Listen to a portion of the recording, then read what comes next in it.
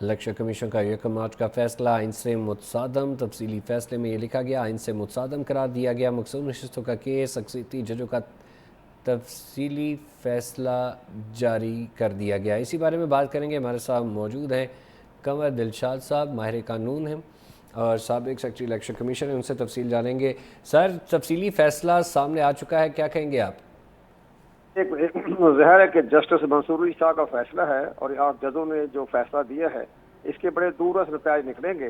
अब election commission of Pakistan को मखसूस नशिस्तों के हवाले से अपना फैसला सुनाना पड़ेगा और नज़र तो यही आ रहा है बाद नज़र में कि मखसूस नशिस्तें जो हैं ये PTI के हामी जो जिन्होंने इलेक्शन में हिस्सा लिया था उनको मिल जाएगी। लेकिन सर, इलेक्शन कमीशन का भी एक अहम इजलास जो है वो जारी है और इलेक्शन कमीशन भी एक अदारा है, तो अगर वहाँ इसके मुतफरिक फ़ैसला दिया जा सकता है उनकी जानिब से? फिर फैसला नहीं होता, मतलब इलेक्शन कमीशन ने इसी फैसले की रोशनी में अपना फैसला देना है ना। सर, फैसला साथ ही साथ मोहम्मद स्पीकर कौमी असम्बली की जानिब से भी उन्हें ख़त लिख दिया गया, पंजाब की जानिब से भी उन्हें ख़त लिखा गया और एक अहम इजलास जारी है। क्या उम्मीद की जा सकती? नहीं, देखो सबसे बड़ी अहम बात यह है कि जो 8 जजों ने अपना फैसला सुना दिया, जिसमें उन्होंने पेशावर हाई कोर्ट का फैसला मुकदम करार दे दिया और इलेक्शन कमीशन को भी कहा गया है कि जनाब इसके पर अपना अमल दरामद करें, तो ये एक बहुत बड़ी कामयाबी हुई है तहरीक इंसाफ को। बहुत बड़ी कामयाबी हुई है। सर, इससे कोई सियासी बहरान तो पैदा नहीं होगा? इसके बारे में ज़ाहिर है कि सियासी बुरान तो पैदा नहीं होगा, लेकिन सियासी बुरान तो जो सुप्रीम कोर्ट का फैसला आ गया है, तो इस पर इलेक्शन कमीशन पाकिस्तान ने भी अपना पॉइंट ऑफ व्यू देना है कि आया वो इस फैसले के बारे में अपनी कोई नजरसानी की दरख्वास्त जमा करवाते हैं, क्योंकि अभी तो इंट्रा पार्टी इलेक्शन का फैसला ही नहीं हुआ है। इलेक्शन कहना जी। यह है कि जब तक इंट्रा पार्टी इलेक्शन का फैसला ना हो जाए उस वक्त तक हम जो है मुख्तसर नशिस्तें ख्वातीन की मिनॉरिटी को किसी को देने के मिजाज नहीं है। जी, अच्छा सर, ये भी देखना होगा कि इलेक्शन कमीशन को कहा कि वो बाकी अवाम की ख्वाहिश और जमहूरियत के लिए शफाफ इंतखाबात ज़रूरी हैं। तफसीली फ़ैसले में ये भी लिखा गया और तरीके साहब कौमी असम्बली में मकसूर नशस्तों की हकदार है। तो अब इलेक्शन कमीशन की जानिब से बाकायदा तौर पर इसका नोटिफिकेशन जारी कर दिया जाएगा आज ही के आज? नहीं, इलेक्शन कमीशन पाकिस्तान इस पर नजरसानी की दरख्वास्त जमा करवाने का होगा कि जो इस पर अबहम पाया जा रहा है, अभी तक इंट्रा पार्टी इलेक्शन फैसला नहीं हुआ है। और दूसरी सबसे बड़ी अहम बात है कि इलेक्शन कमीशन का कहना यह है कि हमारे रिकॉर्ड के मुताबिक तहरीक इंसाफ जो है अब उसका कोई सियासी वजूद नहीं रहा। अब तो नेशनल असम्बली सेक्रेटरी ने भी कह दिया कि तहरीक इंसाफ जो है वो सियासी तौर पर हमारे रिकॉर्ड का हिस्सा नहीं रही। ये सब बातें हैं जो इसके बारे में फैसला किया जाएगा, इतना आसान काम नहीं हो पाई। इतना आसान काम नहीं होगा। सर, जो वोटर्स हैं जिन्होंने वोट दिया इस सारे मरहले में, वो भी उबाम का शिकार रहे। अब उनके लिए क्या होगा, ये सीटें किसके हक में जाएगी? तो वोटर्स के साथ तो नाइंसाफ़ी नहीं होगी। पाकिस्तान तहरीक इंसाफ ने 2024 के आम इंतखाब में कौमी सूबाई असम्बलियों की नशिस्तें जीती, ये हासिल की। फैसला बाकायदा तौर पर सामने आ चुका है। इलेक्शन कमीशन तहरीक इंसाफ के असली और इस वक्त बात करेंगे, हमारे साथ मौजूद हैं ब्यूरो चीफ इस्लामाबाद अब्बास शबीर साहब, उनसे बात करते हैं। अब्बास शबीर साहब, फैसला आ चुका है बाकायदा तौर पर, तफसीली फैसला 70 सफ़ात का फैसला जारी कर दिया गया, क्या कहेंगे? देखें, बड़ा ये अहम पॉइंट है और उस वक्त ये फैसला जारी किया गया है जब इलेक्शन कमीशन की तरफ से मुतअस्सिस दरख्वास्तें भी सुप्रीम कोर्ट में जारी की गई हैं। PTI के केस में फरीक बनने की दरख्वास्त हमारे साथ मौजूद थी। ये फैसले में वाज़ेह तौर पर लिखा गया है कि अमूमी तौर पर फरीक बनने की दरख्वास्त पर पहले फैसला किया जाता है। इलेक्शन कमीशन मुल्क में जमहूरी अमल का ज़ामिन है और हुकूमत का चौथा सतून है। इलेक्शन कमीशन फरवरी 2024 में अपना किरदार अदा करने में नाकाम रहा। तफसीली फैसले में 8 जजेस ने 2 जजेस के इख्तलाफी नोट पर तहफ़्फ़ुज़ात का इजहार किया।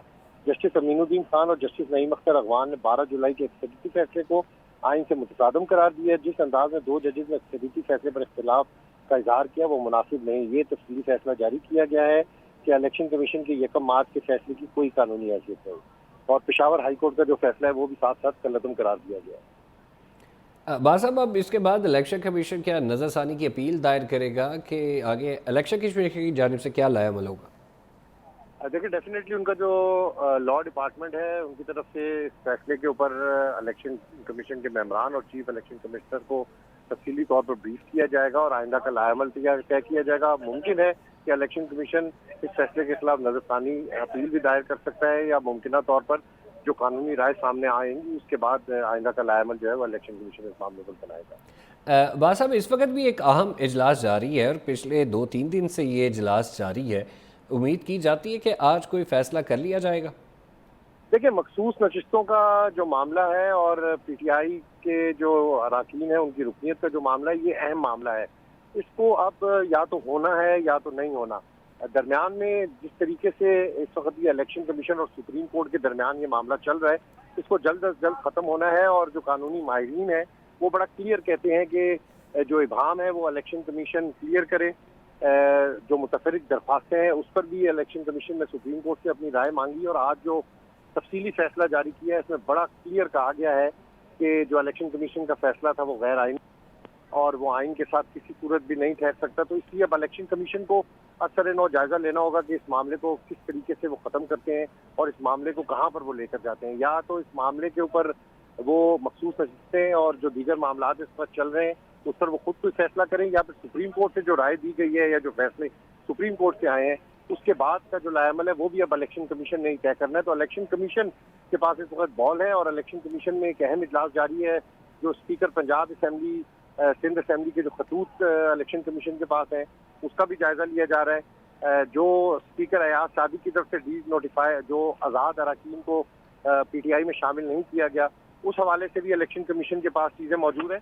तो इलेक्शन कमीशन इस हवाले से तफसीली तौर पर तमाम चीज़ों को जायजा लेकर मुमकिन है कि अब मामला हल की तरफ जा रहा हो और इस पर फैसला करे जल्द अज जल्द फैसला करें। अच्छा, इस तरह के बात साहब आपने पहले भी जिक्र किया, ये अभाम भी है, बेनिफिट ऑफ डाउट भी है। किसको फ़ायदा होगा, कहीं हुकूमत को या तहरीक इंसाफ को? अभी तक तो जो फैसला सुप्रीम कोर्ट की जानिब से आया है, तहरीक इंसाफ की जानिब से तो काफ़ी खुशियाँ मनाई जा रही हैं। बिल्कुल जी, ये डिलेइंग टैक्टिक्स से जो काफ़ी अरसे से हम देख रहे थे कि फैसला नहीं हो रहा, कभी जो फैसला सुप्रीम कोर्ट की तरफ से आता है इलेक्शन कमीशन या तो उसको दोबारा से नजरसानी की तरफ ले जाता है या उसमें कोई ऐसी चीज़ें इलेक्शन कमीशन का लॉ डिपार्टमेंट सामने लेकर आता है जिससे चीज़ें ताख़ीर का शिकार हो रही हैं।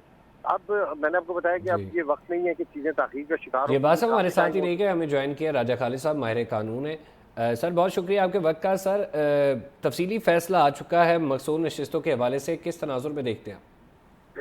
जी देखिए, ये तफसीली फैसला भी उसी शॉर्ट ऑर्डर की कंटिन्यूएशन है जो 12 जुलाई को जारी किया गया था इन 8 जजेस की तरफ से। मैं पहले भी अपनी राय का इजहार कर चुका हूं कि वो जो 8 जजेस का फैसला है वो हमारा जो कॉन्स्टिट्यूशन ऑफ पाकिस्तान है, जो इससे पहले लीगल प्रेसिडेंट सेट की है एपेक्स कोर्ट्स ने, तो उनके साथ मुताबिकत नहीं रखता। क्योंकि मेरी बिल्कुल वाज़े और दो टोक राय है कि इस फैसले के जरिए कॉन्स्टिट्यूशन को अमेंड किया गया, कॉन्स्टिट्यूशन को रीराइट किया गया, जो कि अदलिया का काम नहीं। और जनाब जस्टिस मंसूर अली शाह साहब अपने एक फैसले में जो नैब तरमीम के हवाले से है, डाइसेंटिंग नोट देते हुए ये कह चुके हैं, ये करार दे चुके हैं कि ये जो लेजिस्लेशन है it is the sole prerogative of the parliament और पार्लियामेंट के जो अख्तियारात हैं उन्हें किसी तरह से क्लिप नहीं किया जा सकता, कर्ब नहीं किया जा सकता, कर्टेल नहीं किया जा सकता। तो इस फैसले के जरिए मैं समझता हूं कि आपने कानून साजी की है, कानून साजी क्या बल्कि आपने आइन को उज़्व मुअत्तल बना के रख दिया। वो ऐसी पार्टी को आपने रिलीफ दे दिया 185 में, जो सुप्रीम कोर्ट के सामने भी पार्टी नहीं थी, उससे पहले हाई कोर्ट के सामने पार्टी नहीं थी और उससे पहले इलेक्शन कमीशन के रूबरू पार्टी नहीं थी। 185 जो अपीलेट जुरिस्डिक्शन है सुप्रीम कोर्ट की, उसमें अपील को या तो डिसमिस किया जाता है या उसे मंजूर किया जाता है या फिर उसे मॉडिफाई किया जाता है।